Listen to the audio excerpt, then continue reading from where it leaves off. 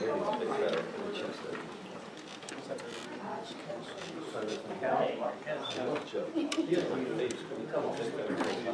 both wouldn't mind signing in. I'm the one that has to keep the names, so it helps me comfortable signing.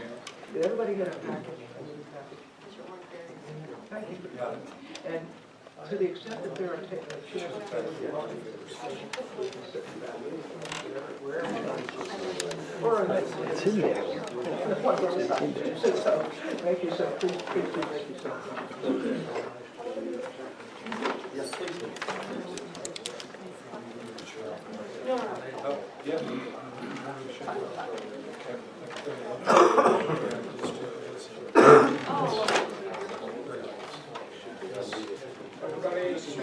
Everybody in? My name is Rob Evergard. I'm opening the meeting as the secretary. I will soon turn it over to the next item on the agenda, which is electing the chair. Before electing the chair, what I'd like to do is to see who is here, and therefore perhaps the simplest way is for each person around the table to give their names, who they are, and then perhaps the visitors would like to also indicate who they are. So I give my name, Raoul Devergard. I live in Haddam. Maybe you'd like to be next? Sure. Thanks, Go this way. I'm Bradley Berger. I'm the assistant manager at Connecticut Yankee, and I live in Lyme. Melissa Schlag, First Selectman of Haddam. Bob Kapstick, Director of Government Affairs for Connecticut Yankee, as well as Yankee Atomic Electric Company in Massachusetts. John Arnold, Connecticut Yankee. Harvey Thomas, East Haddam. Dan Casey, Haddam Neck resident, a member of the Connecticut Yankee Cold Storage Advisory Committee. And I'm Marge DeBold, resident of Haddam and member of NEAC. I'm Jim Sherrod. I'm also a member of NEAC. I chair the Nuclear and Health Physics degree programs at Three Rivers College in New York. Craig Barbaricki. I work with the Connecticut Department of Energy and Environmental Protection. I'm Gene Shepard. I'm with AMEC, we're a consultant that's working with Connecticut Yankee on the ground program. Jim McCutcheon, Town of Neck resident. Hi, I'm Mike Persick with the Connecticut DEP Division of Radiation. Mark Walter, First Selectman, Town of East Haddam. Hi, I'm Sue Grant, Congressman Joe Courtney's office. Victor Fetter, I'm a member of the committee, resident of Chester. Mike Maniscalco, I'm the town manager for the town of East Hampton. Harvey Clue on the committee from Haddam. I'm Jim Lenois. I'm a security program manager for Connecticut Yankee, Maine Yankee, and Yankee Atomic. I live in Connecticut. Shay Hemingway, Connecticut Yankee. Also live in Dubai, right? Yes, sir. About the visitors? You need to introduce yourself. Hi, I'm Alan Aronow of the Haddam Bulletin. Ira Aronow, Haddam resident. Hi, I'm Norv Heil. I'm representing Connecticut Bass Nation. I live in East Hampton. Steve Wassel, resident of Haddam. Sharon Wassel, resident of Haddam. My name is John Hall, resident of Haddam. Kay Hall, resident of Haddam. Dave Coppola, resident of Haddam. Harris Bachman, Haddam resident. Anyone else? After that, I'd like to just announce two announcements before we go on to the chair. One is that Joyce Rossiter, who was here on behalf of the legal voters, has resigned. And the other one is that Rosa Basilica could not make it, and she has asked Mr. Swain to, I guess, be her representative or come in her stead for this meeting. Is that correct? That's correct. Here representing the two hats, the Haddam Bulletin on one side and Ken on the other side for Rosemary Basilakis, who could not make it tonight. Would you like to sit at the table? Or if you're- Yeah, okay, but I have to move the camera out too. So with that, I guess I'd like to open the meeting up to nominations for the chair. Any nominations? I would. Yes. I'd like to nominate Melissa Schlag for chair. Any seconds? I'll second it. Any additional nominations? Hearing none, I'll close the nominations. I guess maybe I should ask for a vote to close the nominations, and then I'll cast a ballot in favor of the chosen. All in favor of closing the nominations? Aye. So I'll cast a ballot in favor of our new chair, Mrs. Shaw. Person up in the town. Would you like to sit here, Missy, or do you? Not a member. Well, since there are some people here who would like to speak but who have to leave early, we can do the reports. Some of them will be pretty quick, so we'll get to the security enhancements, and then we'll open up to public comments at that point. Okay. Thank you, Chair. I'll get through the first two pieces of this pretty quickly so we can get to the topic I think is of most interest, which is the security enhancements that we're doing at Connecticut Yankee. Industrial safety, we've had no lost time accidents, no reportable injuries, or first aid cases since the last report from a year ago. Our operations are normal. The pad repair that we performed last summer has proven to be effective, so we're going to do additional pad repair starting June 2nd. And we had a biennial quality assurance audit that was just completed with no major issues identified. The good news story for us is in the groundwater department. As you know, we've had a groundwater monitoring program in place since the plant underwent decommissioning 8 to 10 years ago. We had over 100 wells at one point, but as of March of last year, we met all of the acceptance criteria, and we received formal approval from the Connecticut DEP to terminate our groundwater monitoring program and decommission all the remaining wells, including the 2 Cross River wells in Haddam Meadows State Park. So we started that decommissioning work on March 31st, completed it on April 8th. It's done safely and well ahead of schedule. And this has restored our site to what we call greenfield status, which is a major accomplishment for all involved, particularly the Connecticut Yankee Atomic Power Company, Connecticut DEP, and the U.S. EPA. To put it in perspective, we're going to be one of the first commercial nuclear power sites to achieve this milestone of releasing the site for completely unrestricted use. The only site that has done it before is Fort St. Vrain out west. Next steps are to complete our corrective action and completion report, and AMEC's going to be helping us with that, and we're going to do a petition to terminate our stewardship permit, and Dave Pittman is going to be assisting with that. We hope to wrap that all up sometime this summer. We did have a biennial NRC site inspection in April. They identified 2 potential issues regarding how we do vehicle searches and how vehicle escorts are performed. As of today, the NRC has not determined whether these are going to be considered violations, but has indicated that if so, they would be minor, which is the lowest level. We continue to dispute both issues because we don't think they have merit. CAS relicensing. The systems that we use to store spent fuel, the license for those are going to expire in 2020. So our plan is to submit a license renewal request by 2018 and extend our license for another 40 years.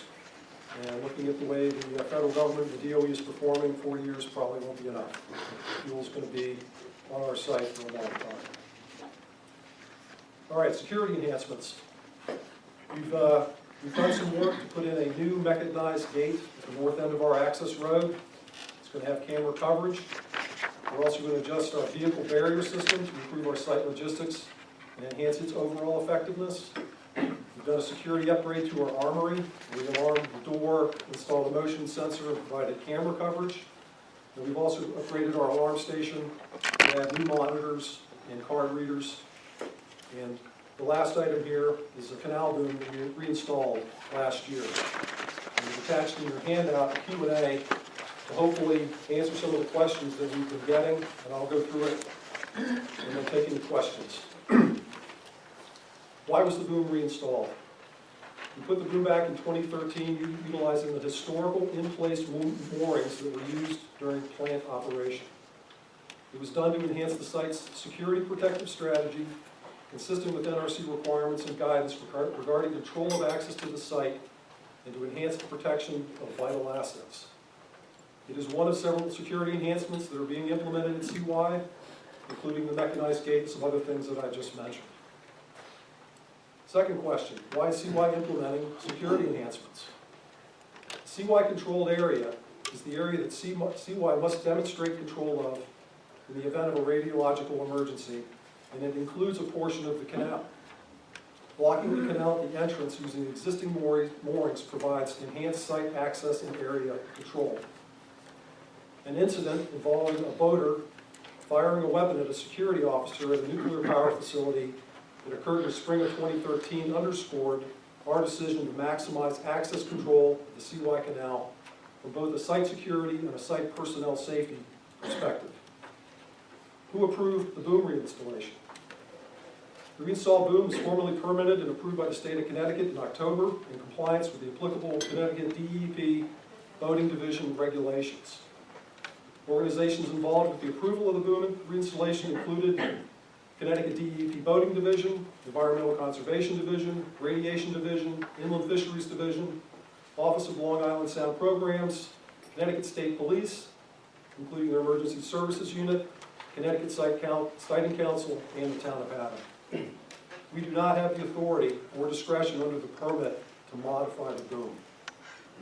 What about public concerns regarding the boom?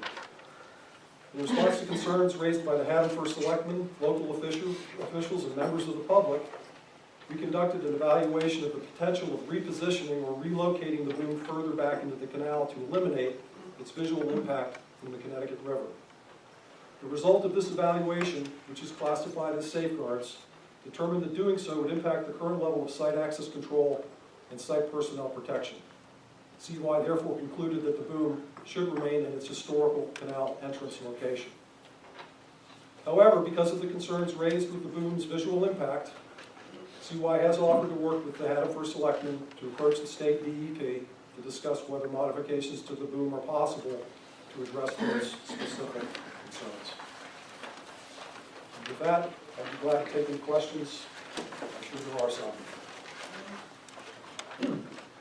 All right, hearing none, let's move on. I think this question should be directed to the chair. If that's all right. Did our visitors get a handout? John, did everybody get a chance to get this? Okay, just want to make sure you have that with you. So it's my understanding you're not going to move the boom? That's correct. And the boom is for what purpose? The boom is to provide physical protection to our site and the public health and safety. How does that physical protection work with the boom? Well, I can't get into the details, but enough to say that we control the entire perimeter of our site. It's all posted as no trespassing, and this barrier is part of that strategy. Can I say something? Sure. I watched jet skiers go right over it. Excuse me? I watched jet skiers go right over it. Well, there's only so much we can do to restrict access, and if you'd like us to make it a continuous boom, I mean, that would be an option. So you're telling me a terrorist could come up the river and they're going to see that boom, and they're going to turn around and go home? We're trying to discourage everyone from coming onto our site. Now, one of the things that drove this, and we've got somebody here from the boating division who will probably understand this, we had repeated instances where we would have up to a dozen boats in our discharge canal, which parallels the only road in and out of our site.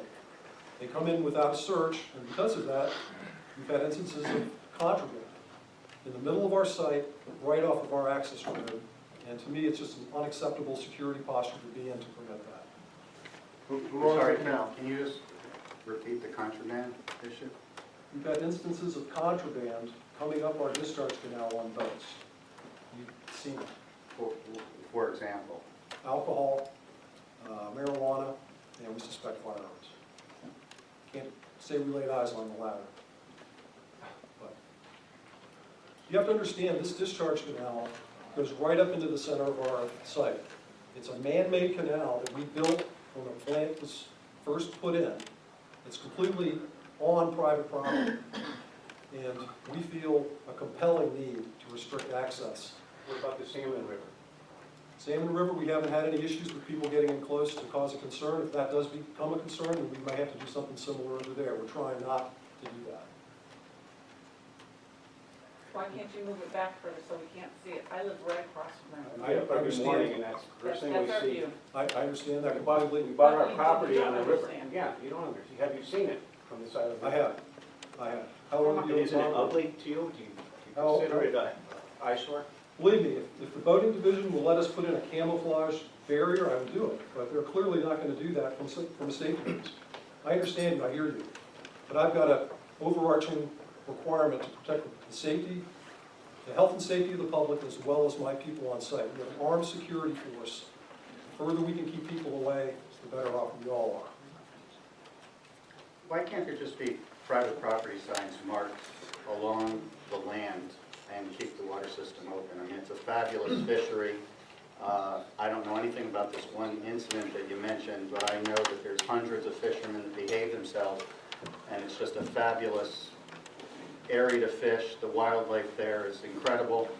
Obviously, the plant being there had no issues with the wildlife. It just, to the fishermen of Connecticut, it just feels like they're being denied access to part of the river.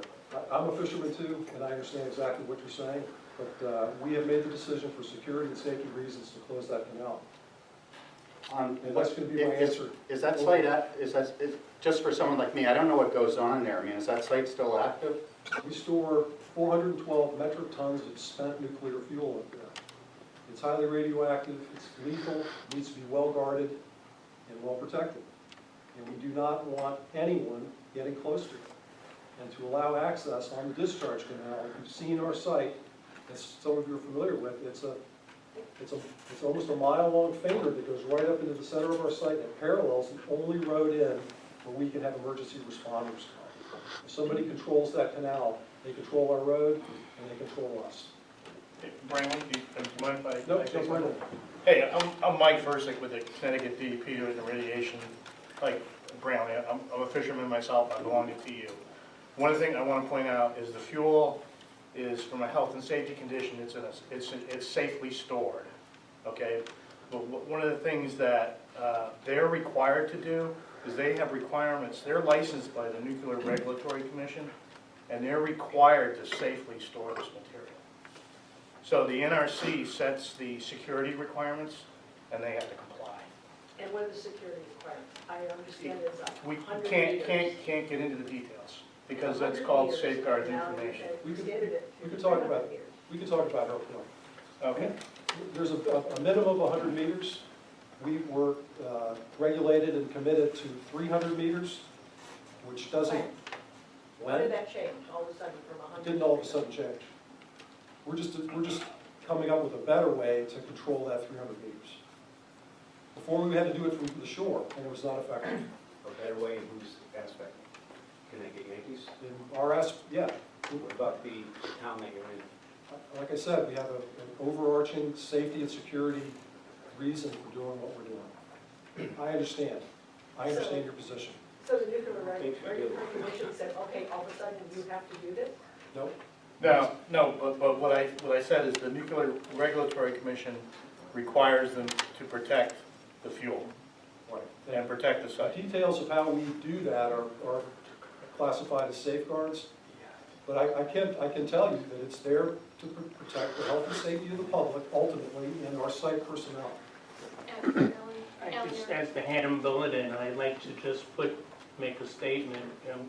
The DEP says that the federal government has requirements that have to be met. Is that what you're saying?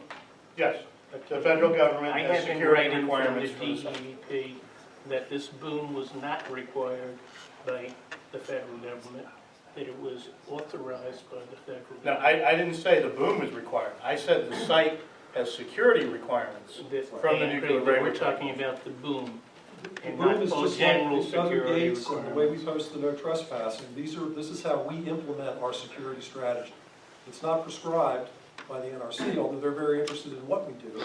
And they were very happy that we're taking the measures that we are taking to secure our site, including the perimeter at the outside. Yes, sir. So, I mean, I understand everything you're saying around security, and here's my thought. So the boom is not going to stop anyone who wants to get in there for a negative reason. It's going to stop the people who want to go in there and fish. if the real concern was security and controlling access, if you line the land side of the canal with a fence with barbed wire on the top, with cameras, seems to be a much better way to control security than putting a boom that's pretty easy to get across. Believe me, that boom will provide effective security. We do surveillance, You see folks and we going know across it? when people come across it. And what do They you do do. about it? We remove them from the property. And if they Not decide, that I saw. Not that we saw. well, They we were can't, out there for about an hour, we just have playing around. limited resources, we can't control all 525 acres, so we do the best we can, and that boom is part of that strategy. I can't believe that a terrorist would go to all the trouble of getting a boat, It's not just filling terrorists. it up with what guns are gonna come onto your property, and they're gonna pull up to this boom. And It's they're gonna not- turn, oh, there's a boom here, let's not go just- back home. It's not just terrorists. Anybody, terrorists, Anybody. anybody. It hasn't stopped people from going over. It's a deterrent. We can't fence off the entire 525 acres with a 20-foot high wall. It's just not practical. I mean, we could never justify it to our ratepayers. But we do what we can do, and this is a very effective measure that has stopped a persistent problem we've had over the years. Why October of 2013, or 2013? Why October? Your security wasn't in risk before that?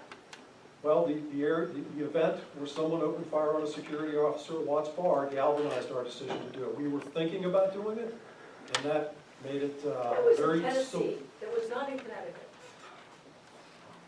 That wasn't even here. We can't ignore events like that when they happen. That was a little misleading. Not that happened here. Yeah. On the boom, it says that something about 72.106.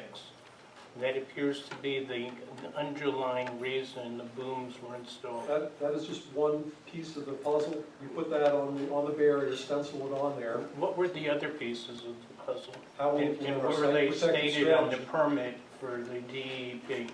The other pieces of the puzzle is how we implement our site protective strategy and protect our personnel and the safety of the public. Did you think it would be wise to have a public hearing before you did this? No. Isn't that required? No, not at all. Actually, I do have a question too.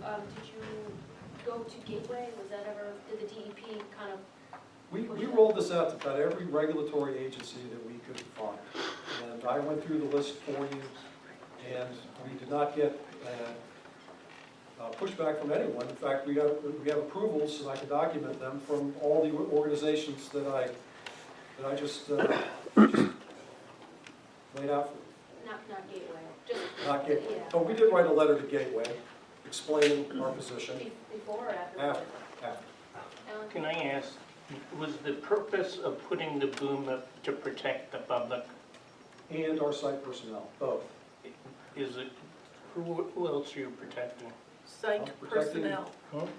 There's psych Is there personnel. some specific federal regulation that permits you to put a boom up to protect personnel? These guys are pretty heavily armed.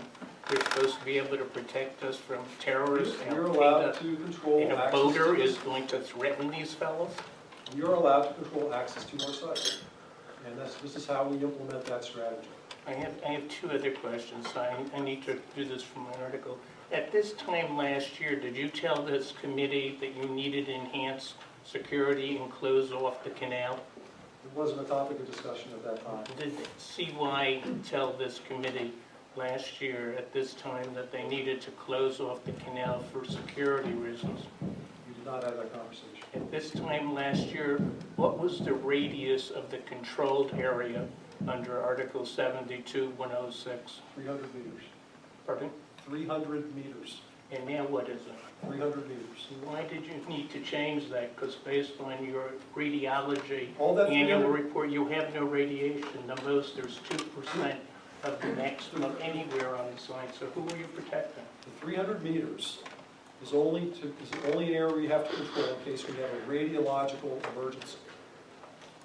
The boom and the new gate that we're putting in and other controls that we're doing are there to enhance our site protective strategy for the spent fuel that's there. It doesn't really have to do with 300 meters. Does it help with the control of 300 meters? Absolutely. Because if we can control the perimeter, then we control the 300 meters de facto.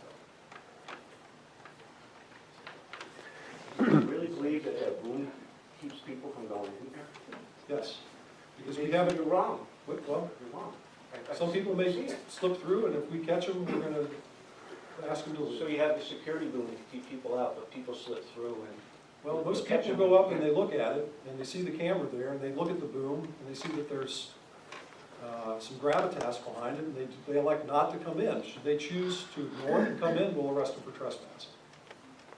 Ed has Yeah, who decided and why did you decide to go from 100 meters perimeter, which is the minimum required by NRC? And I know that CY always tried to save money. Why did you go to 300 meters? We did. My name is Jim Lenoise. I'm the security program manager at Connecticut Yankee. That's a requirement of the regulator. We moved the Part 100, Part 106 criteria of 100 meters out to 300 meters. We did not make that decision. It was made for us. Thank you, Jim. Who made that That's decision? correct. When they approved our physical security plan, we were required to move it out to 300 meters. When was this? What was the date of that? 2001.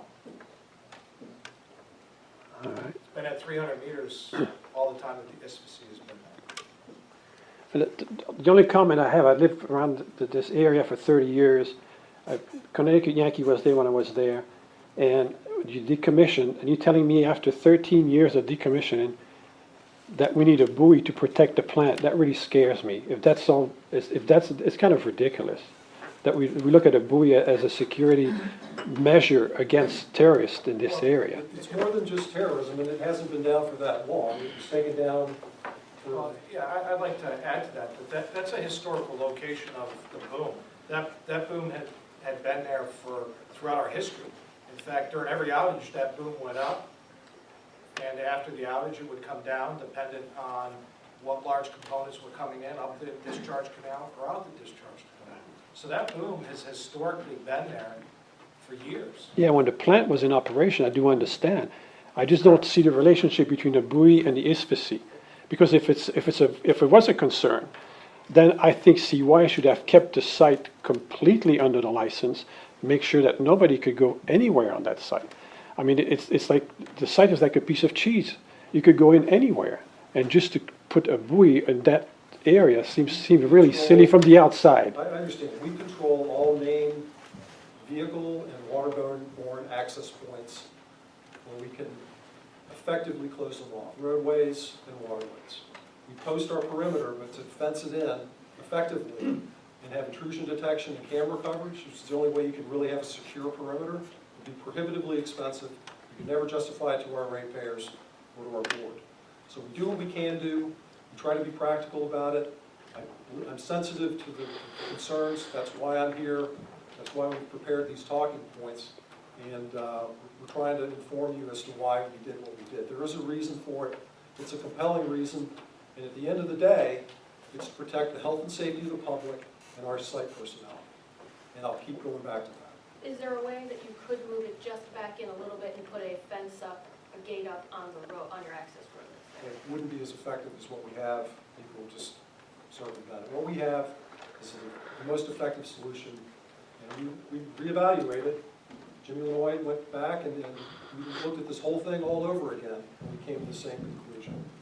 You keep saying it's effective, and from where we live, you see boaters go over it, and that is not effective in my...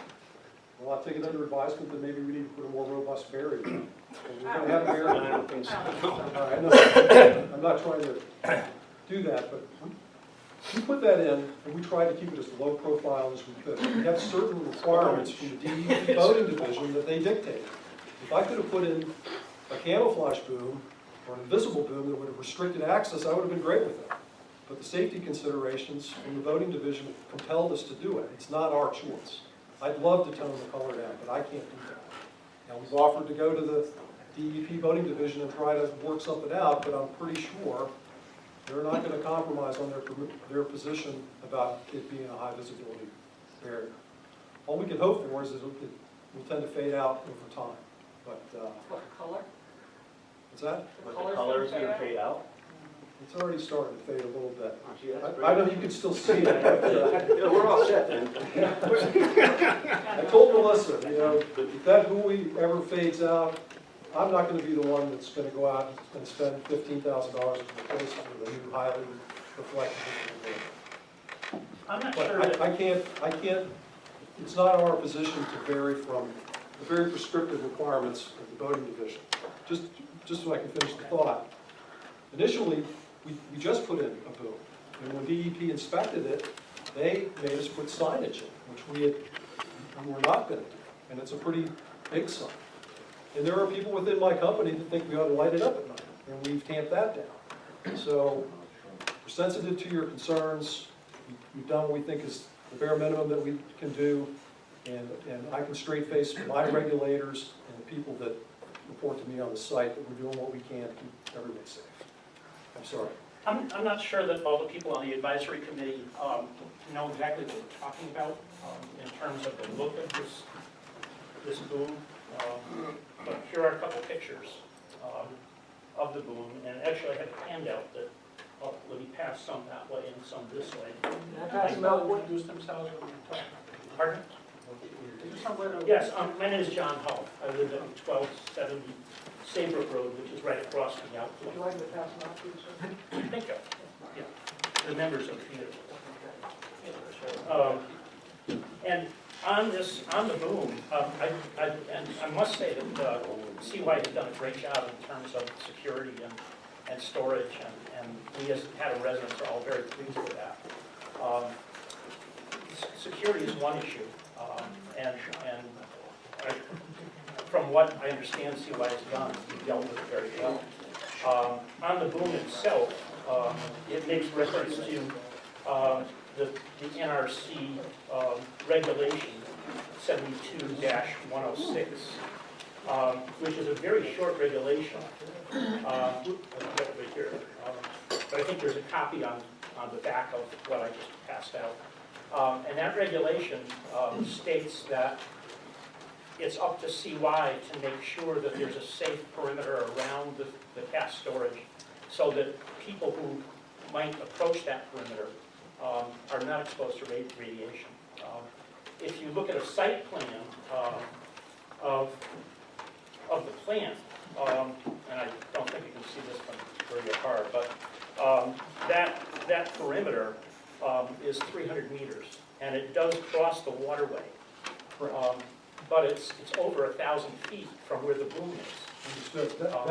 That 300-meter area is only in the event of a radiological emergency, which is a very low probability event, given how robust our storage systems are. The boom and other security features on our site are there to protect the safety and security of the public and my personnel that are on the site.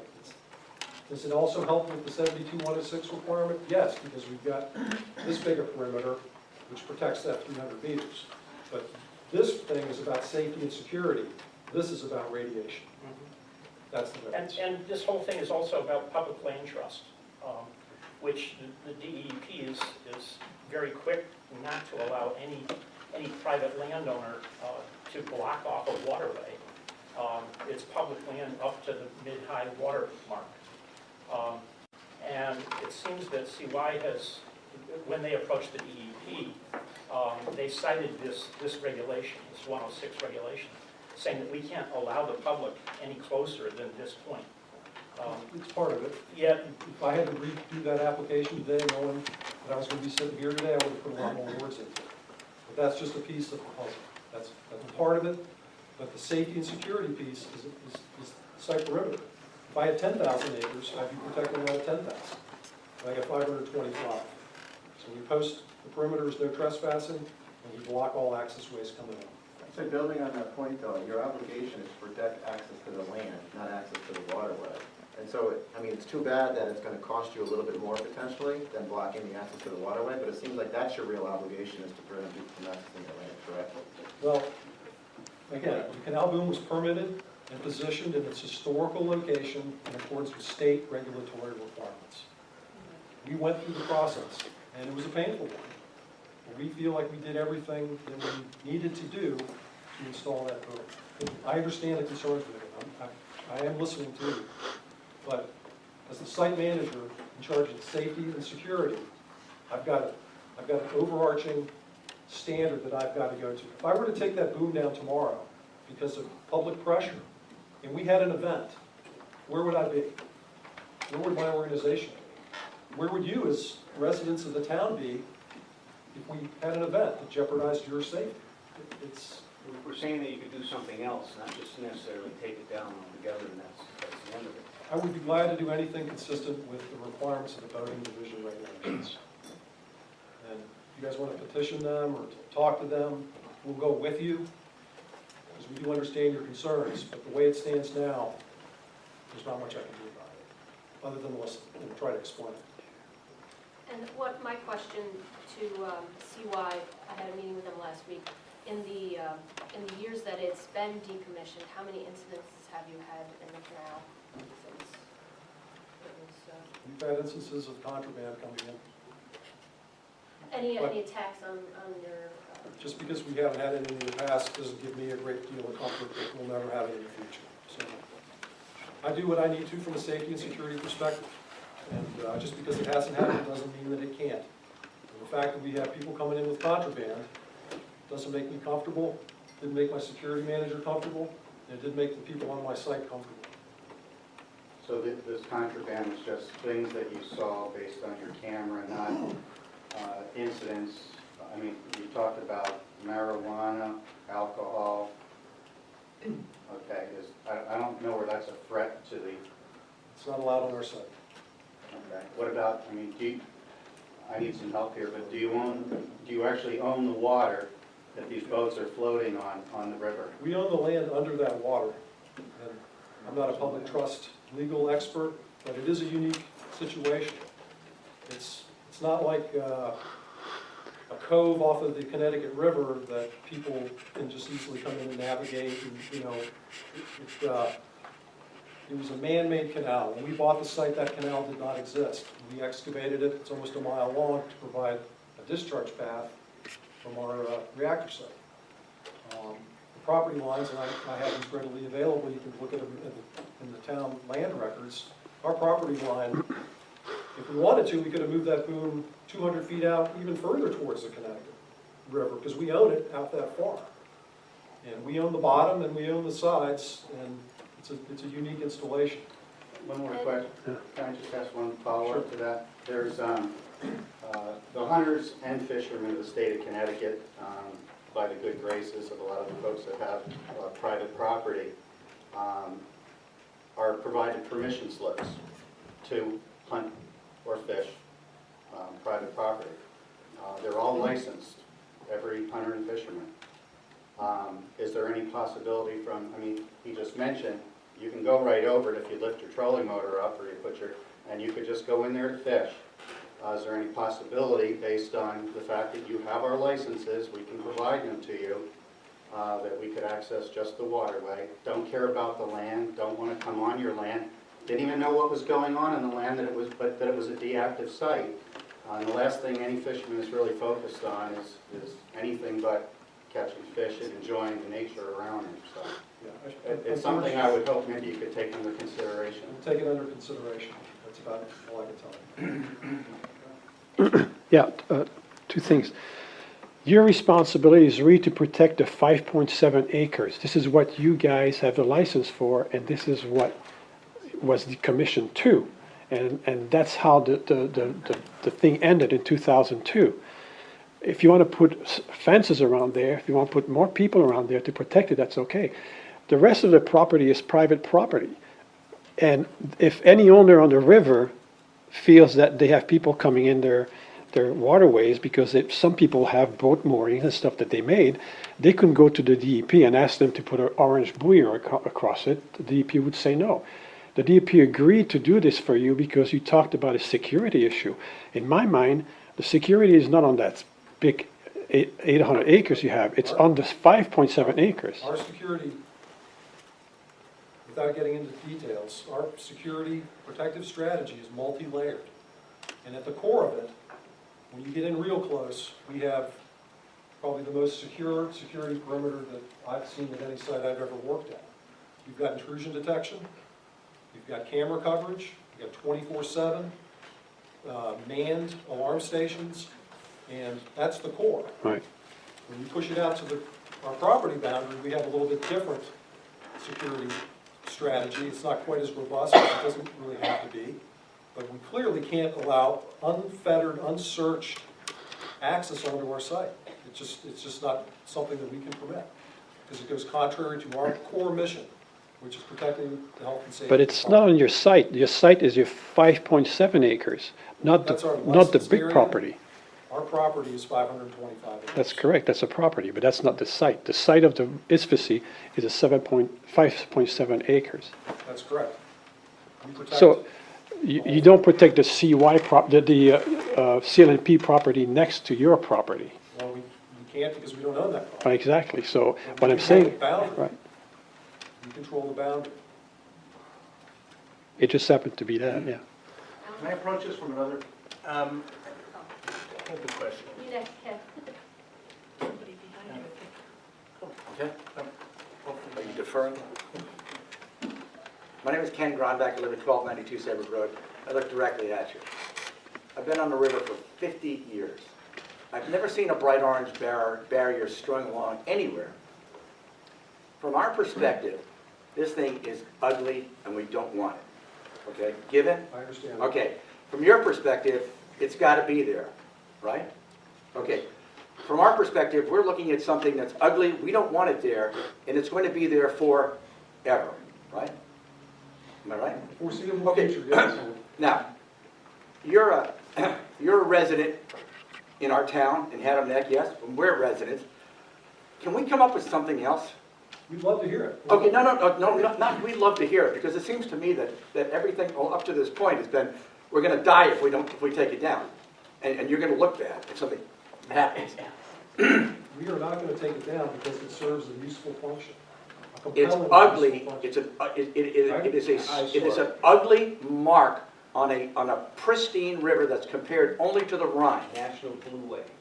They should call it the For Orange. 50 years, I've been looking at the river, and I've never seen anybody with the audacity to put up something like that and say, "I'm sorry, it's there forever." They probably didn't have the compelling reason that we have to put it up. Well, okay, let's come up with some compelling logic and reason,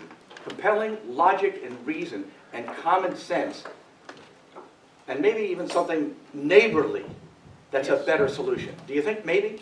We've been trying to be as neighborly as we can. Okay, with this, so you're but saying- still fulfilling our mission. So you're doing the best you can. Is that what you're saying? Did you get the talking points? 'Cause I don't need the talking The logic that you're looking for is in this. I don't need the talking points. I only know that I stared directly at an orange barrier that you put up, and you're saying, "I'm sorry, it's ugly, we know it, tough. It's going to be there for the rest of your life." We're not doing this in an adversarial manner. We're doing this because we have a compelling reason to do so. Well, If I could have. I'm not saying they're adversarial. I'm saying they're of diminished logic. There's something missing here, because intelligent people, we're all intelligent people. Can't we come up with something that satisfies the need, that is not a ridiculous orange buoy on a pristine river? No? Let me read to you What? what the, what's his rank? Connecticut State Police Emergency Services Unit? Steve Ostrowski. He was going to be at this meeting but had a death in the family and could not attend, but he gave me a statement. And I'll read it to you. Security awareness and access control has been tightened all over the country due to recent events, citing increased security at the Boston Marathon, the Super Bowl, and virtually every other large-scale event held in this country. CY's proactive security measures are in line with the current security mindset and strategy across the country. And this increased security measure is necessary for the protection of the general public, the facility, and security/emergency response personnel. Okay, that's not me. That's the Connecticut State Police. So it's out of your hands. These are the guys that are going to respond in the event. So, is it out of your hands? It's not out of our hands. Okay, well, if it's in your hands, then can we do something logical, neighborly, that might even complement the beautiful Connecticut River? Or are we stuck with ugly? I think we're stuck with what's there unless the Connecticut DEP Boating Division changes their regulations on what a highly visible buoy is. I mean, I go back to the requirement is to keep people off the land, not the water. And in your statement of you own the land under the water, you're not trespassing if you're floating on the water. You're not. There's a lot of people who I know have land, when you have erosion along the river, and the river comes close to your house, you don't still own that part of the river. Right. It's just, it's the way it's done. When you built the canal attached to the river and you had to do it, you gave up that part of the land. So your requirement is to protect people from going onto your land, not from, out on the river. If you really were doing everything for safety, you should close off the river, because you've got plenty of access there on the river where people can come up. This is a fully permitted installation, positioned in its historical location. It's in accordance with all state regulatory requirements. And you don't care about the neighbors. I care about you guys, But you just said. I can't, I have an overarching mission to achieve, and I'm sensitive to the aesthetics issue of it, but I've got a bigger issue that I got to address, and it's safety and security of the public and the people on my site. I'm going to keep coming back to that. You do. Sorry. That's the logic to it. Yeah, but you also said that you could do more, but the ratepayers wouldn't allow it. You could fence in more, but it's cost prohibitive. So there is more you could do. Oh, there's a lot more. Security's number one. In fact, the security rules may be changing to the point where we have to do a whole lot more. And that rulemaking is being worked through the NRC as we speak. We may have to change our entire security posture up there, then you're gonna see a lot of things different. Would you have been able to put up this buoy barrier if you didn't get a permit approval? Initially, we were told we didn't need a permit. If the town of Haddam said no, if there were public hearings before Paul DiStefano signed this document, and the town convinced Paul DiStefano that this was not in the town's best interest and was not necessary, according to DEP, you could not have gotten this barrier up. Did Paul ask you any questions about what you said on your application? Yeah, he signed the application. He did? Yes. He doesn't recall that.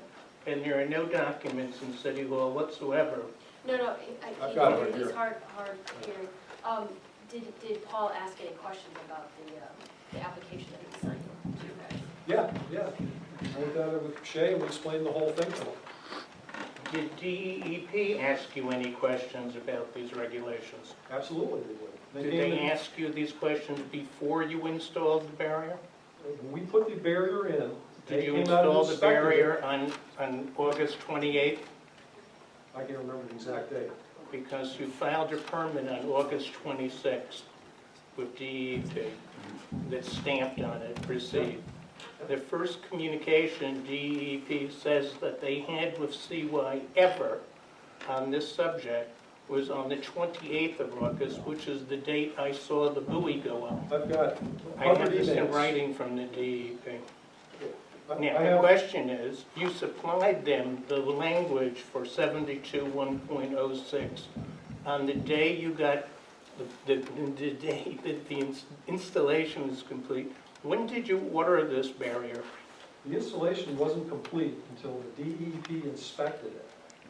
The barrier went up because I wrote to the people at the Gateway Commission on the 28th to say there's a new addition to the Connecticut River. Are you aware of it? But the interesting point is you didn't get a permit until October or September. There was When did you order this barrier? in the summer of 2013. Somewhere about a month before you installed it?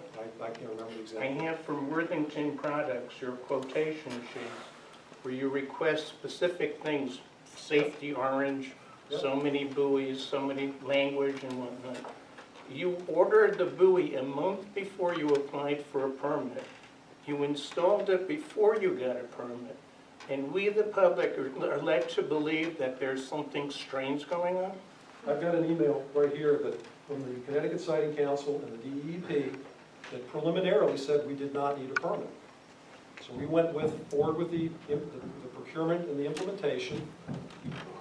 At one point, Ed Wilds came in and said, you know, even though we told you really don't need one, it'd be in your best interest to get one, and this is why. So we made the application, did the installation, they came out and looked at it. At that point, they advised us with some very prescriptive information on signage that we needed to put in, what the reflectivity of that sign had to be, the size, the language on it, and all that. Only when we installed the signage did we get the final permit. The point I'm trying to make is, if I were a private property owner, as you are, because this unrestricted land is not under NEC regulation, you have unilaterally created a bigger area than you actually have under license from under Title 10. If I, as a private property owner, went to the DEP and said, oh, by the way, I want to close off the channel in my house because I don't want boaters to go up it, they would say, hey, sir, this is public trust land. You can't close it off. But somehow you convinced DEP that the federal government had, okay, we'll see when you read the article. You didn't convince the DEP that the federal government required this, or authorized it, or even suggested it. They just did this. They let, the day you submitted the actual language for 72.106, you had the barrier installed. How could they even question whether this was necessary under 72.106 if they didn't even have the language? 9 different regulatory organizations were fully informed of what we were doing and approved it. And it was permitted through the state DEP and meets all of their regulatory requirements. We went through the process. You went through a process? Yeah. What was the process if you installed the thing 2 days after you filed a permit and didn't even know what the hell the language of 72.106 was? What process? It sounds like to me also understand, a special kind of a relationship. No, there's no special relationship there. It isn't. No, we've been very open with our regulators for decades. I think Mike can vouch to that and others. Why we're is very the transparent. DEP coming to your protection? I have a copy of an email sent to you by the DEP saying, listen, we know you're under a lot of pressure here. Blame it on us. But you have sent, I have a copy of an email you sent to Paul DeStefano where you said, we chose the color, CY chose the color. And meanwhile, DEP is saying that people don't like the ugly orange. Say aye, we made you do it. But you already had ordered these things with that color. We ordered what we knew would meet the regulatory requirements. I'm not trying to embarrass you. I'm trying to say is we, the public, demand better from CY.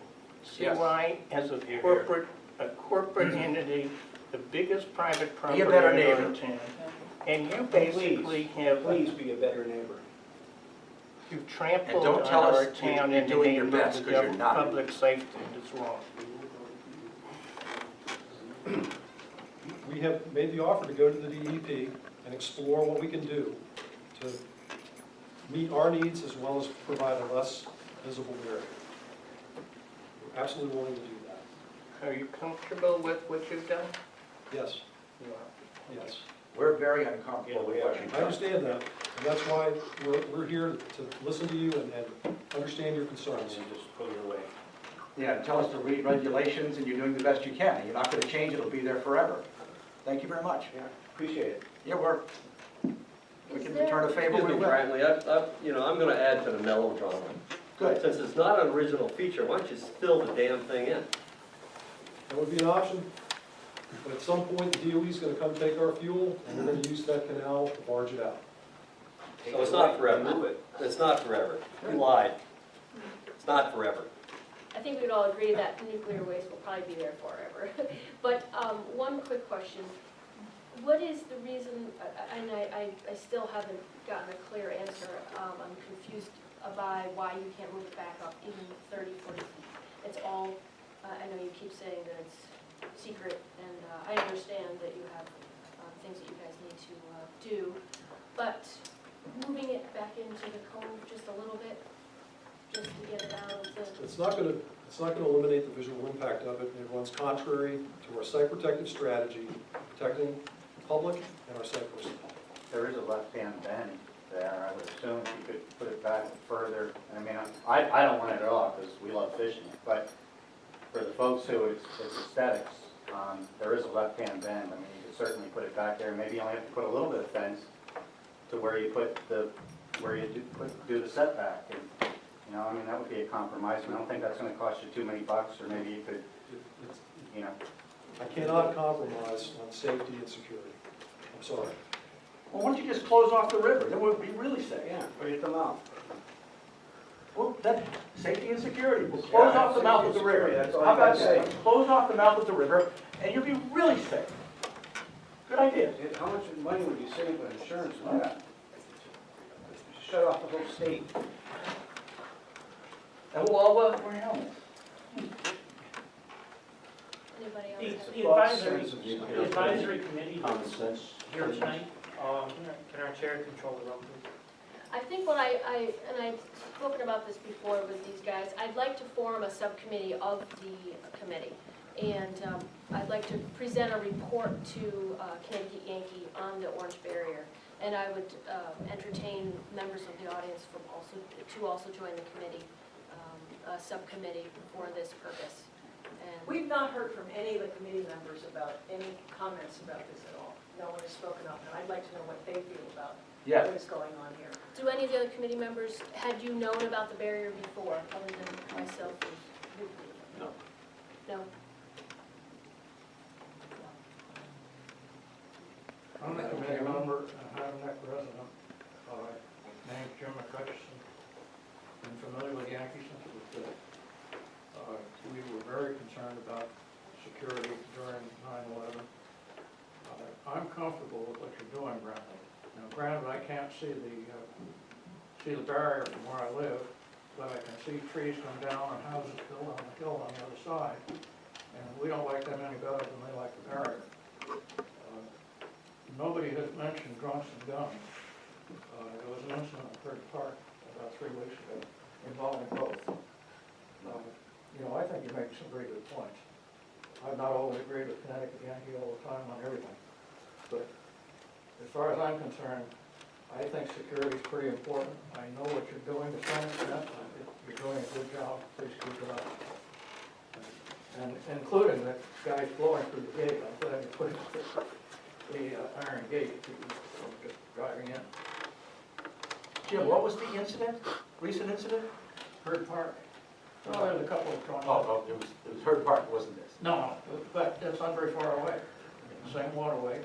Let's put up a Boom barrier there. there, yeah, let's put a boom on it. Do any of the Well, other, that involved real gunfire and scared the hell out of a couple of people, and there were arrests. any other committee members they'd like to address? I'd like to mention the fact that because there was a shooting in Tennessee, doesn't mean that there couldn't be a shooting at Connecticut Yankee. I mean, there was a shooting at a school halfway across the country several years ago. And now look at the shootings we have in the schools, including Connecticut. And to just, ignore that one factor by saying, oh, it happened in Tennessee. Well, it's unfortunate that it happened any place, but it doesn't mean that it can't happen in Connecticut Yankee. And if you have people going up and down the canal, unrestricted, with weapons and with drugs, and I believe that there was alcohol involved in the event at Haddam and Bird Park. You don't know what they're gonna be shooting at. They're gonna be shooting at the cameras, they're gonna be shooting at lights, they're gonna be shooting at people. And take this as a forewarning, that there could be other events and they could be serious. Try to pulse the industry and learn from other people's mistakes, and that guides us on what we do. Madam Chairman? Can someone from Connecticut Yankee tell us what color the barrier was when the plant was in operation? As I recall, it was bright yellow. There were 2 different colors in it. It was yellow and orange. So this is, in effect, a return to what used to be. Yeah, I must admit, these are much more highly reflective, but the regulation has changed. Voting regulation has changed to be, the reflectivity has to be that much more now. And if I understood correctly, Connecticut Yankee is offered to, would make a commitment to discuss modification with the Connecticut DEP. That's correct, yes. One suggestion would be, if you liked it 20 years ago, you should like it today. Go back and paint them the same color they used to be. Yeah, what I do plan to do is work with CY and DEP to see if they can change the color. I was told no by one individual, but I'd like to try a little bit more, and hopefully we can get the color changed. I'll continue the discussion with these guys, and I would still like to form a subcommittee to present information to CY on the barrier, because I did receive many emails on this issue. And it is important to us because, as they mentioned, it is, you know, Blue Way and a beautiful area. And we do have the Gateway Commission that tries to protect the visual impact from the river, and they work very hard at that. And I'd like to see that continue, but to see this, it is a little discouraging as the first selectman had it, to see. I'm sure we all have a blight policy in town, and if our neighbors put up a bright orange fence, we would have a problem with that. So I'd like to continue to find some kind of a solution with you guys, anything to either reduce the visual impact or move it back. Maybe there's something we can come to an agreement on. So I promise that I will do that for everybody until everybody's happy. Is there any more comments on the orange barrier? And I want to thank you guys for coming out. You know, just what I'm hearing, it sounds like there are alternate measures, but cost seems to play a big factor from what you're saying. So, and it also sounds like, how effective is this barrier? If people are going through with jet skis, I mean, is that a concern to you for safety? And if someone has ill intent in going through with a weapon, if they try to take someone out or whatever, I mean, I'm all for the safety, believe me. I don't want to see anything jeopardized up there, but I'm also a little concerned when I hear that jet skis are blowing past us. I wasn't aware of that, and I mean, so it almost sounds like there's not enough security. You know, if you're allowing people to go up there, they're saying, you know, boats are going up there for an hour, and that's a pretty long time for someone. If someone has ill intent, I mean, maybe there's not enough security there. Well, there wasn't enough security until we put that boom up. That's why we considered it an enhancement on how we do business. Is it true, though, that jet ski can, or a boat? I've never seen a jet ski do that. Yep, I'm sure they can go over it. Anybody with an outboard can pick it up. If you'd like, we could stop that. That may be something we need to look at. Were you aware that jet skis went over the barrier? Yeah, So you have a camera right there. We do. Can you monitor the,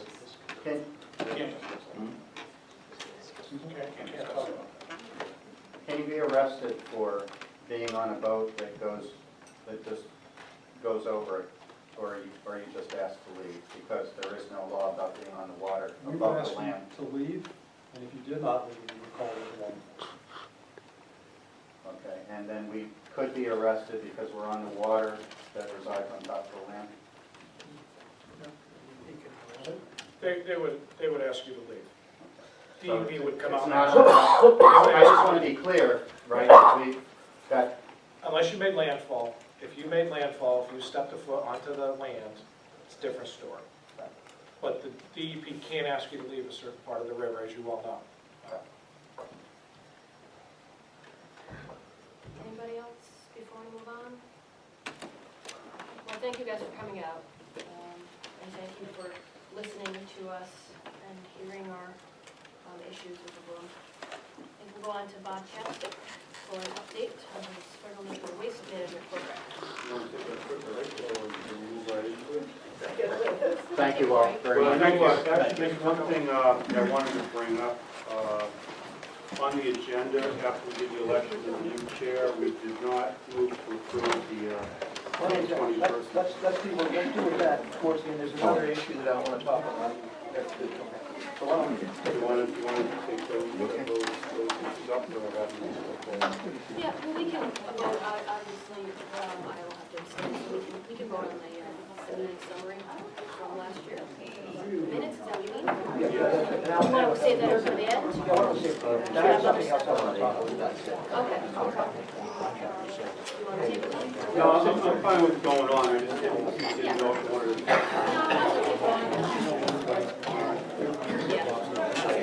No, I'm not in front. We have the boring part. All right, I'm just going to stand if I could, because I've been sitting and driving a long time, but I'd first note that my update is in your handouts, so you can follow along if you want. And there are some new faces here that have never heard about the Federal Nuclear Waste Program, and if you want, I'd be glad to go through a very quick background about how we ended up in the situation we're in right now. The Federal Nuclear Waste Policy Act of 1982 established the program, and basically it set out a program to build a repository site, and they were going to look at a number of different sites. And the law was needed because in the late 70s, Jimmy Carter issued a presidential order that discontinued reprocessing the fuel. Up until that point in time, the utilities would operate the fuel, or operate the reactor, put the fuel into the fuel pool, they would cool it for 5 years, and then they would transport it to a reprocessing facility. In fact, I think over 80 Connecticut Yankee assemblies were shipped out to a facility in Morris, Illinois. But when they stopped that reprocessing, then the fuel pool started to fill up because there was no place to take the assemblies. So they knew they needed to do something. So they passed the act in 1982. And they set up a mechanism where there would be a fee paid by those that received electricity from nuclear power. And that fee went into a fund called the Nuclear Waste Fund, and that was going to be the money to pay for the program. In 1987, they amended that act to specifically focus on Yucca Mountain as the repository site in Nevada. And coincidentally, there was a freshman senator that took office that same year, named Harry Reid from Nevada, and he wasn't too happy about that Amendments Act, and he's been opposed to Yucca Mountain very strongly ever since. But in any event, they followed the program. They collected approximately $40 billion since that time, and they've spent about $10 billion of it. But part of the obligation of the federal government was to begin taking the fuel in 1998.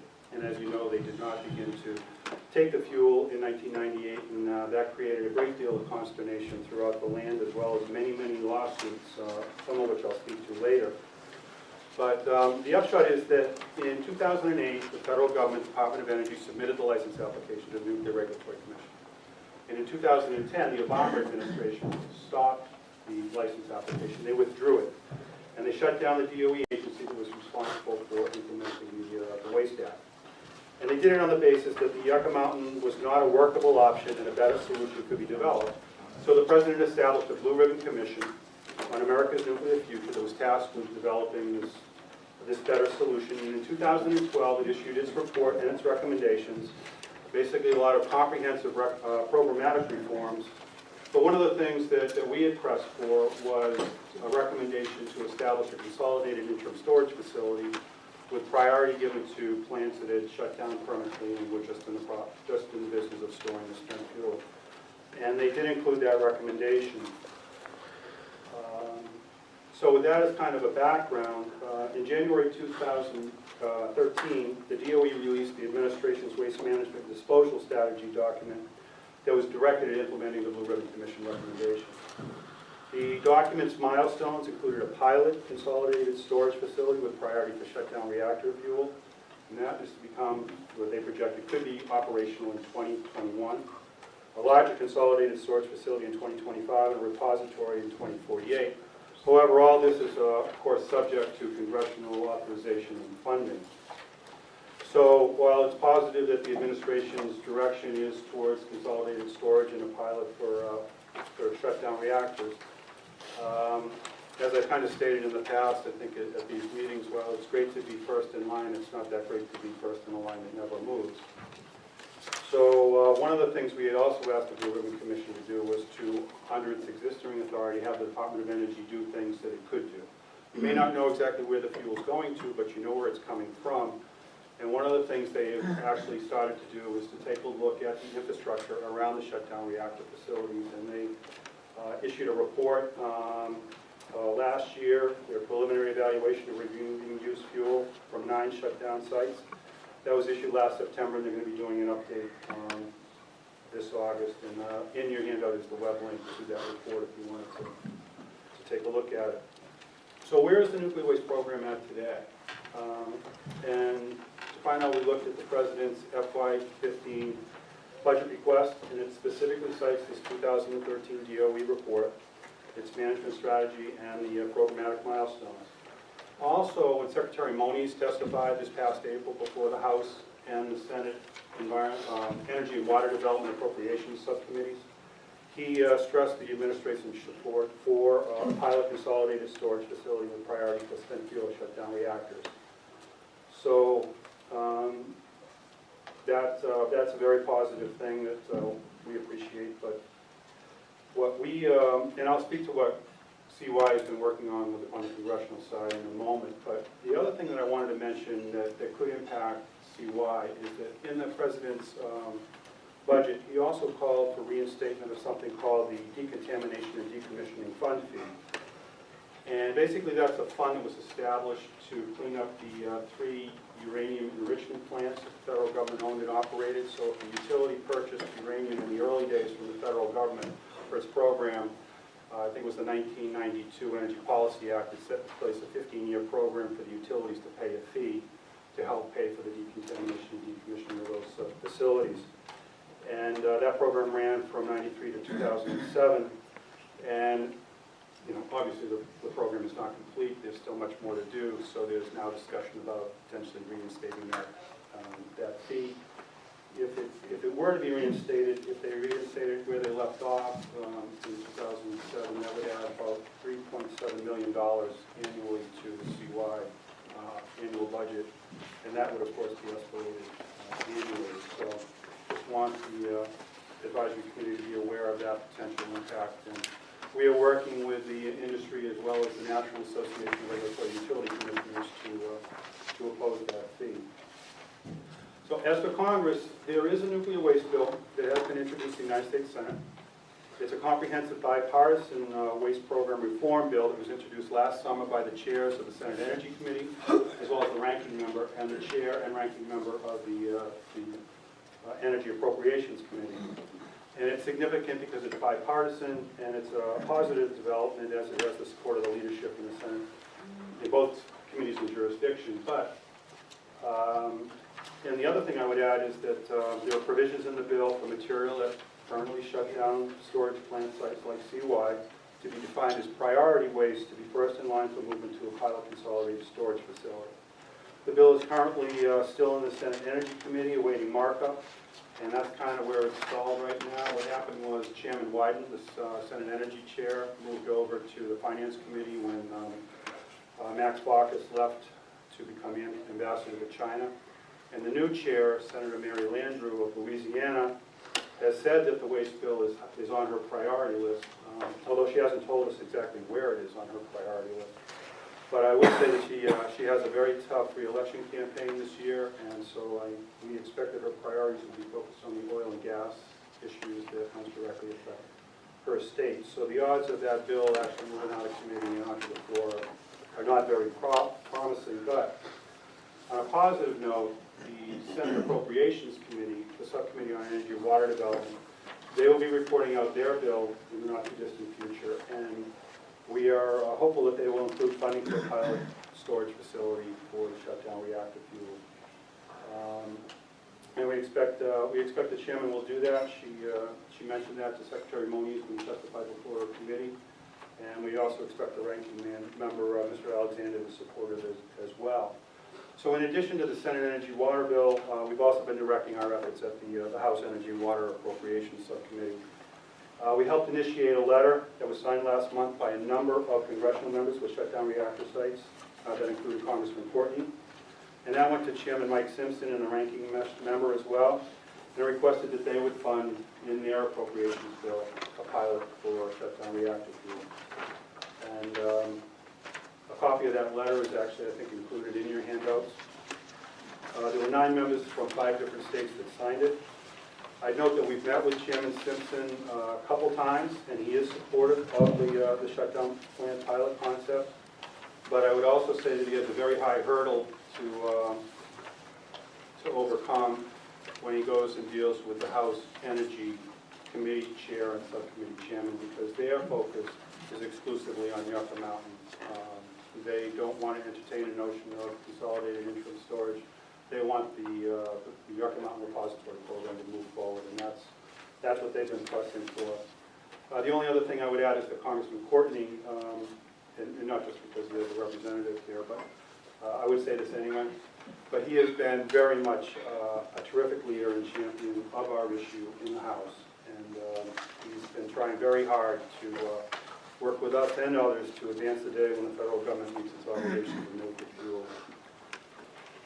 So that's the congressional story, and there are 3 Nuclear Regulatory Commission items to update you on.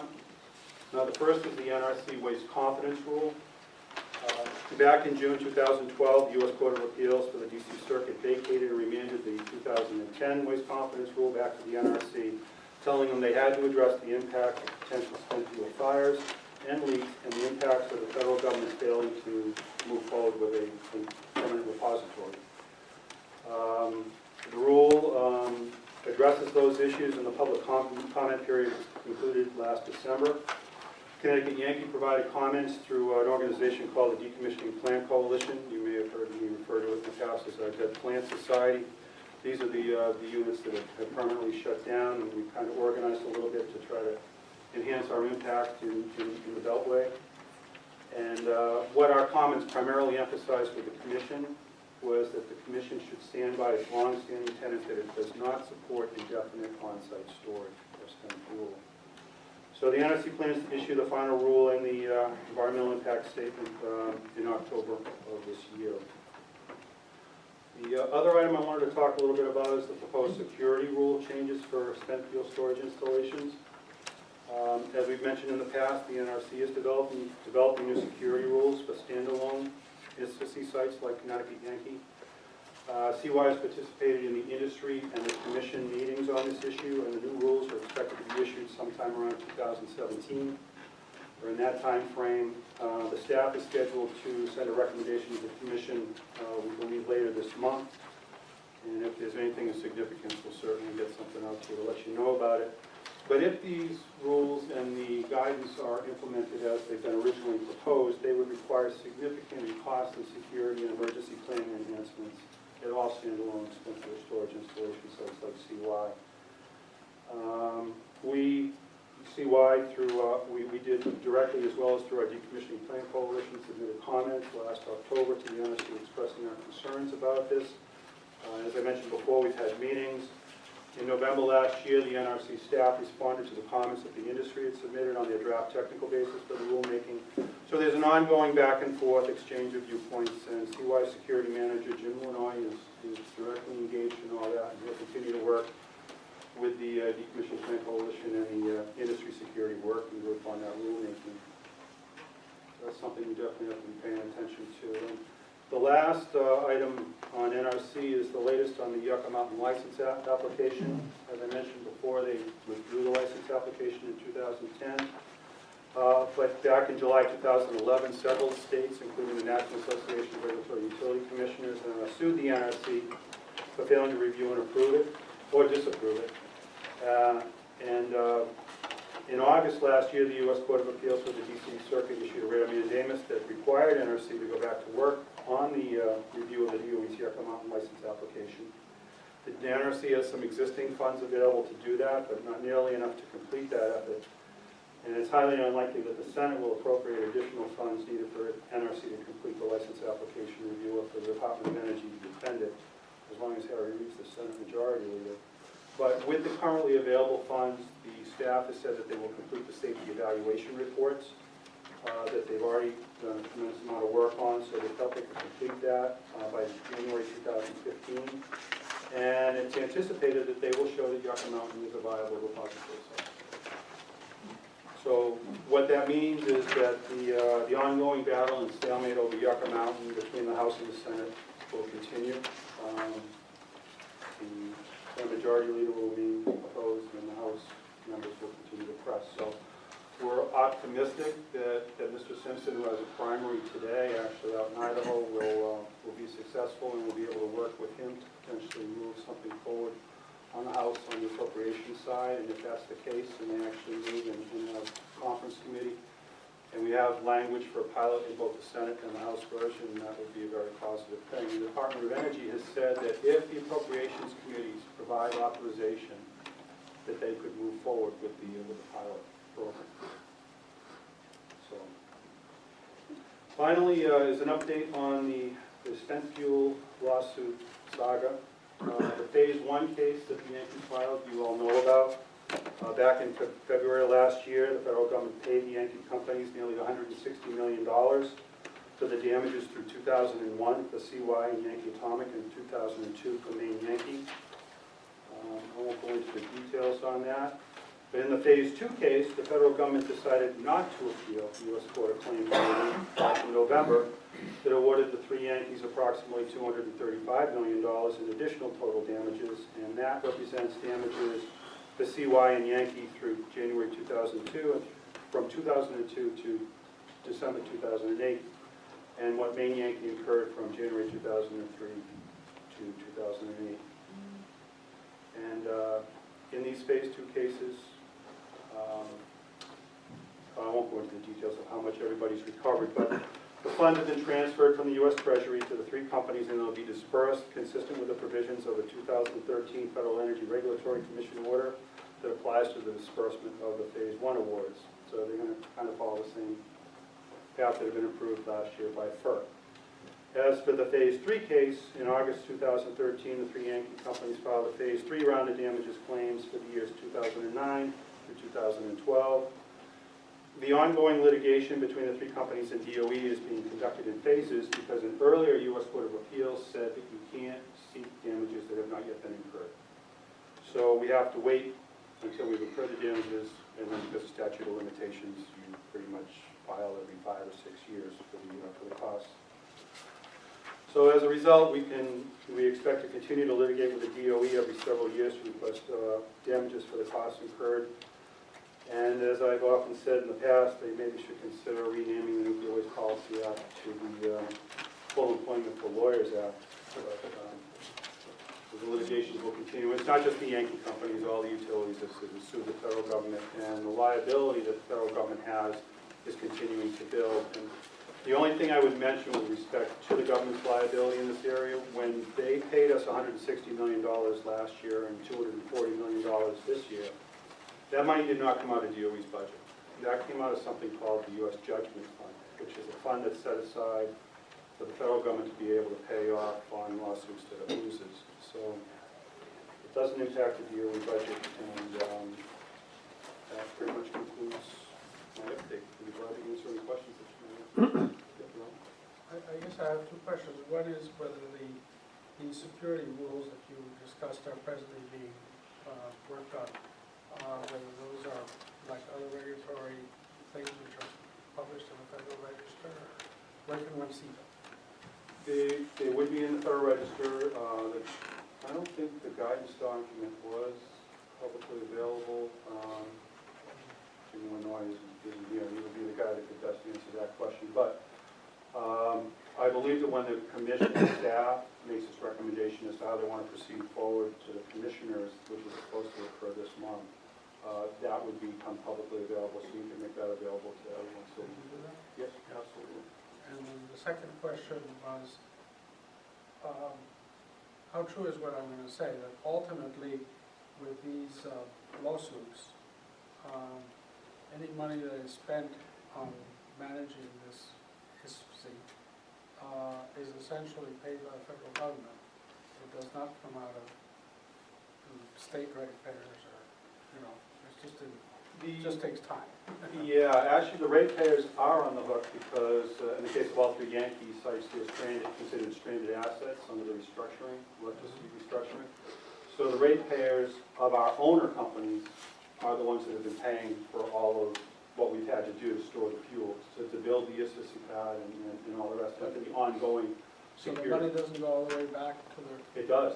It flows back through our owner companies to the ratepayers. And has the money that has gone back equal, more, or less than what they in fact... You never get it all back, but we've gotten pretty much everything we've asked for. So you got to take out, I guess, taxes and legal fees and all sorts of other things. But the fact that we have been as successful as we have been is one of the reasons why we haven't settled with the Department of Energy, because some utility companies have done that, and they keep... Anytime we go to talk to them about settlement, they say, well, you have to, their threshold's down here, and we've been winning up here, so it doesn't make sense. You might want to also, I think maybe your point, you might want to talk a little bit about that we have to go through a fairly rigorous process to prove that the funds that we have expended were prudent. we have a prudency standard. So, you know, and the DOE and actually DOJ lawyers will you talk about it. No, they'll scrutinize everything. And everything has to be approved through a Federal Energy Regulatory Commission process. So as Brantley was mentioning before, as much as we might want to be able to do alternative types of things, things have to be considered to be prudent. And up to this point, everything has been. So basically what the federal court said was that these utilities, because the federal government did not meet its obligation to begin removing it in 1998, they did what they had to do to be able to decommission their sites, and they're stuck with storing the fuel, and that's the obligation of the federal government, and the ruling was that they had to pay for those costs. Otherwise, it would have just come out of this pay. But the money does flow back through this FERC process, through our owners back to the railroads. Doesn't come to us. So it gets channeled through us. We don't get through that, I guess. Bob, you have a question over here? Sure. Yeah, from the public's perspective, this is where we have an issue with CY's credibility. We spent about an hour talking about an important buoy. Orange buoy is very important. Security, security, security. School shootings, everything else, we need the buoy. Now we have a proposed security rule change for the FSAC from the NRC, who's going to probably require significant security emergency planning enhancements, which make me feel a lot more reassured. And the industry, including CY, is trying to fight that. They're expressing concerns. They don't want to.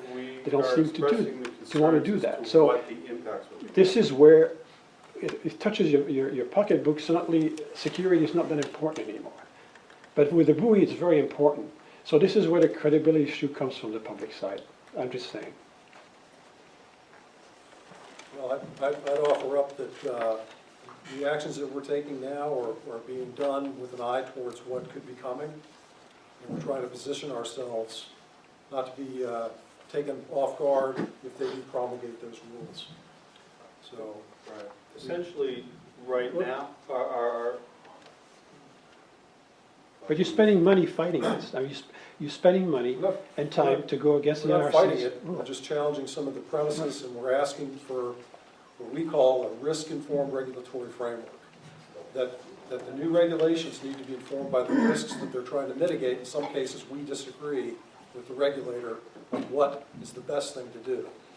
That it's not like we just discount it out of hand. No, but I mean, then you're saying that you are the all-know-all of security. I mean, the NRC does not know. You're the final say on the security. That's what you're telling us. Because you're telling the NRC. I wish I was the final say. Okay. I have a say, but I have a lot of regulators that look over my shoulder and make sure I'm doing it the way that the regulations say. All right. So, thank you.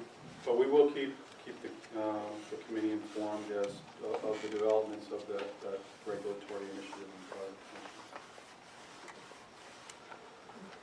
Yeah. Just a general comment. It's too bad that there appear to be just two locked positions in trying to resolve this, and nobody's willing to think outside the box. There are other solutions if people really were serious, such things as, I've been on a tour of the French facility for reprocessing. And they have offered time and time again to reprocess all the United States waste. And when I was there, I saw them bringing in by ship waste from Japan, other countries. They will reprocess it. If you want the uranium or the plutonium back to make mixed oxides, they will give it back to you. If you don't, they will buy it to use for their MOX. They will take the waste that cannot be safely reprocessed, vitrify it, put it in the Alps for a price. They will sell the isotopes either back, give them back to you, or they will buy them to use them. So there are other solutions, but nobody's really willing to look outside the box. I'm sorry, where was this? That was one of the... La Hogue in France. Okay. They've been reprocessing for... If I could, Jimmy Carter said no U.S. fuel would be reprocessed, period. Didn't say, we're not going to do it. He said no U.S. fuel will be reprocessed. 95% of energy is still there. Oh, yeah. And if you run it through its plutonium cycle, what you have in 50 years is safer than lead. What? You're preaching to I the think it's the choir. stupidest thing he ever did, and I'm from the South. And that's an executive order. It was never a congressional action. Yeah, and I don't know why nobody wants to cross that third rail. because it was just a presidential order. It was not an act of Congress, it is not a law, it's a presidential order. That's right. I'm all for it. Come together.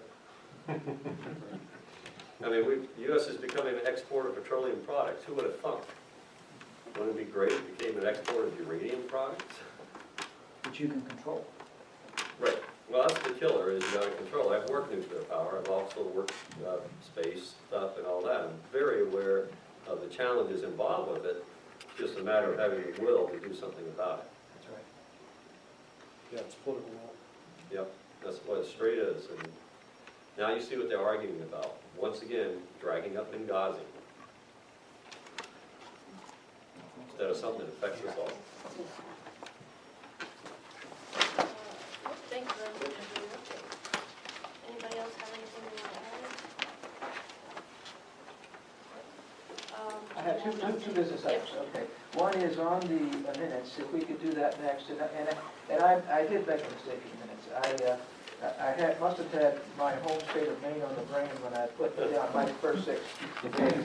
And he pointed out he took umbrage at the fact that he was, I indicated he was from the state of Maine.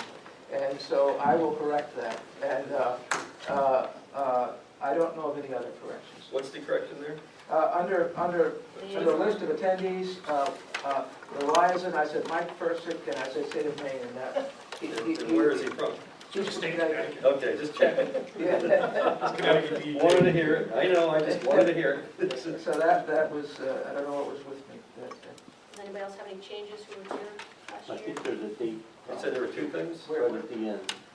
You had the 2003 meeting was scheduled for March. The second page. Thank you. Thank you. Third of the way 2014 down. meeting. Thank you very much. And Walter, there's no action on Mark Walter. Thank you.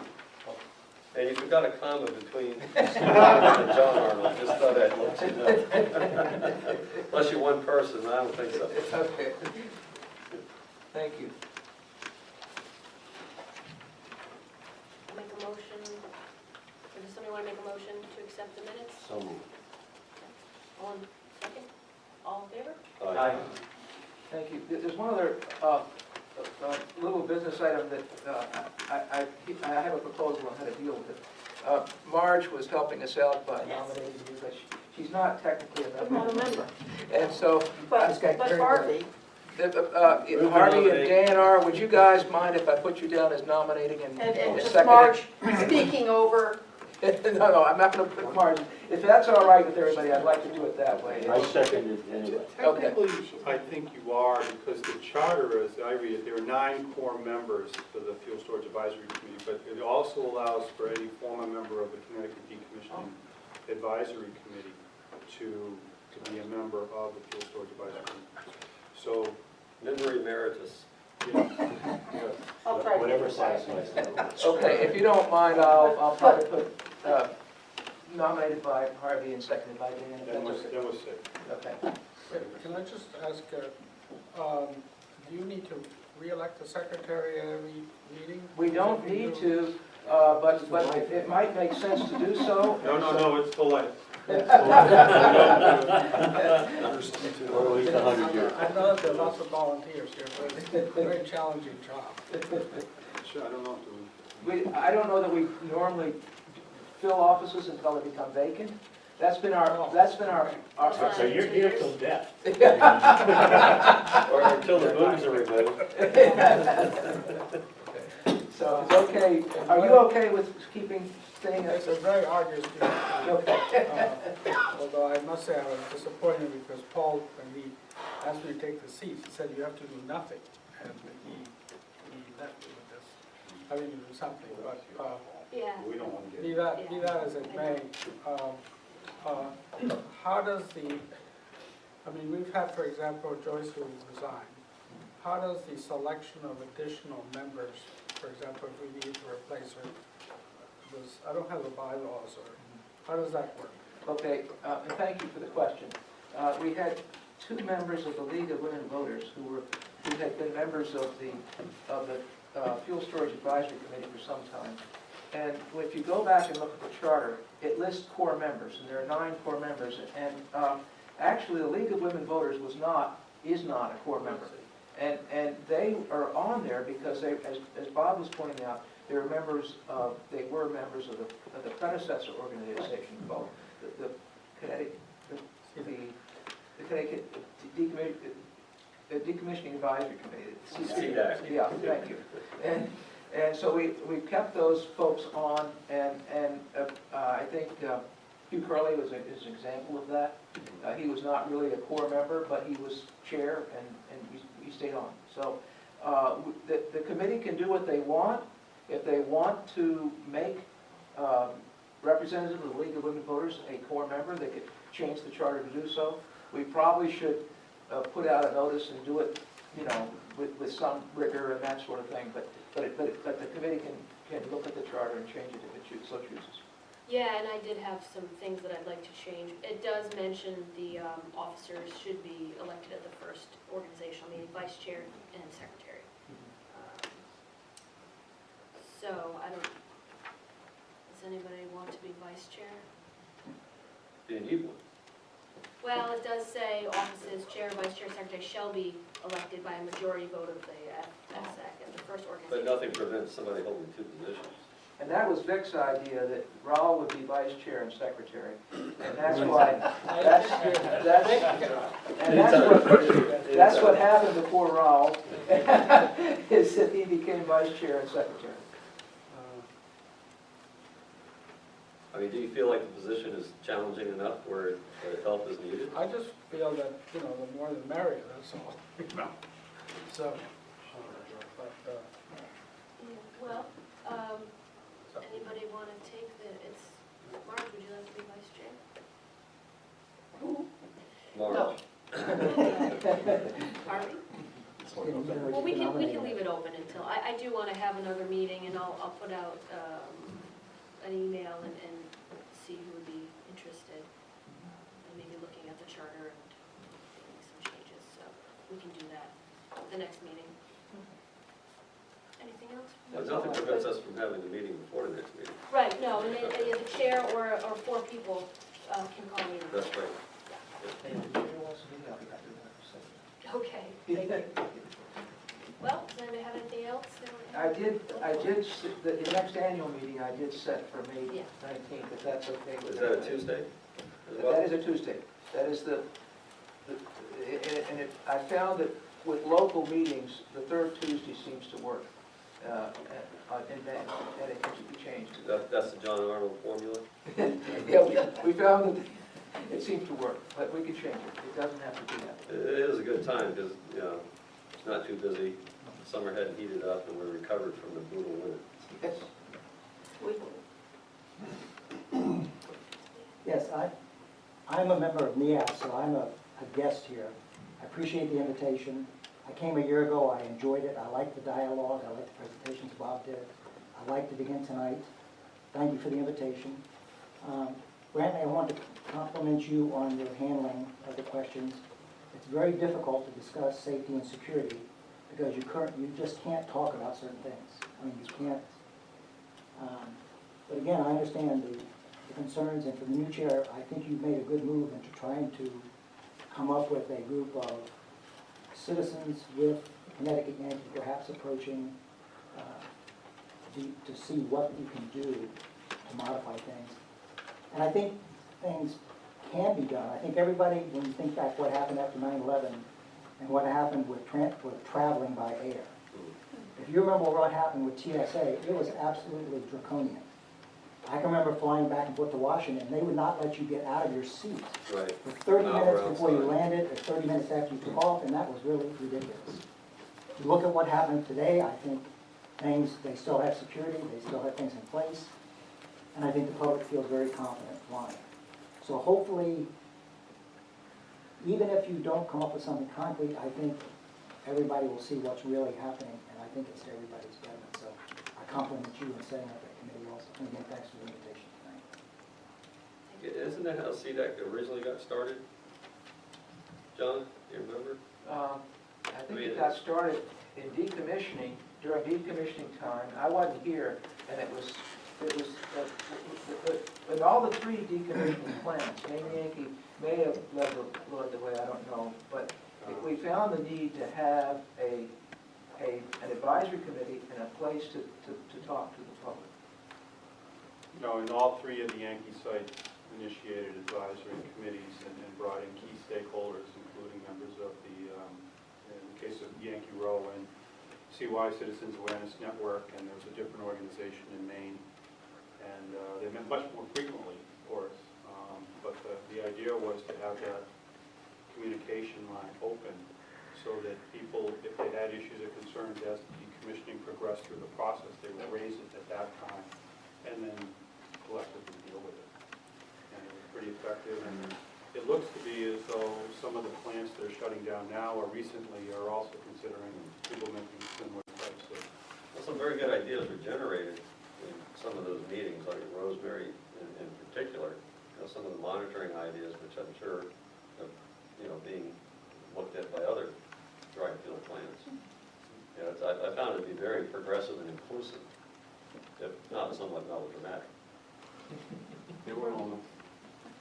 Well, I want to thank these guys too for fielding those questions. We have a lot of passion in our town for our river, and I've been in your seat before many times with some of the same people, so I appreciate you. I'm not used to this yet, so. Yeah, yes. You should have seen last, 2 weeks ago, the public hearing, so, in my town. So it's something that a lot of people do feel strongly about, and I did get emails from people other than just the newbies across the river.